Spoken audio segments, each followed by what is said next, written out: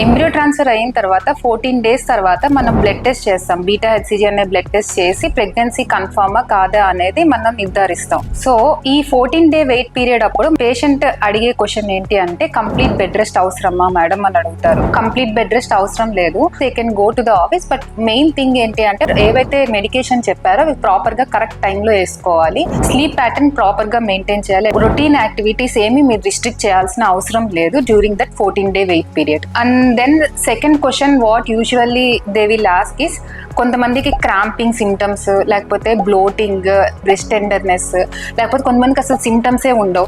ఈ సిమ్టమ్స్ ఉన్నా లేకపోయినా ప్రెగ్నెన్సీ మన ఇంప్లాంట్ అయ్యింది అని కరెక్ట్గా మనం ఏం చెప్పలేము depending upon the symptoms.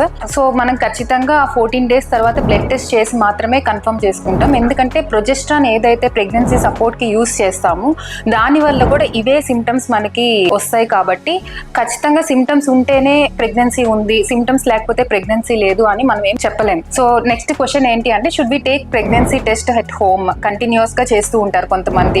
7 days అయిపోగానే ప్రెగ్నెన్సీ టెస్ట్ తీసుకొని డైలీ అది పాజిటివ్ వస్తుందా లేదా అనేది చెక్ చేసుకుంటా ఉంటారు. But actually better not to check. ఎందుకంటే సమ్ టైమ్స్ హెచ్సిజీ ఇంజెక్షన్స్ వల్ల ఫాల్స్ పాజిటివ్ అంటే యూరిన్ టెస్ట్ పాజిటివ్ వస్తుంది because of that HCG injection అయి ఉండొచ్చు. So unless your doctor tells that particular date to check, don't check before and all, and don't get panic for that. And next what all you should not do అంటే don't take alcohol, more caffeinated drinks avoid చేయాలి. And medication skip చేయొద్దు. ఖచ్చితంగా correct టైంకి medicines వేసుకోవాలి. Save it and share it to someone who really need this. Thank you.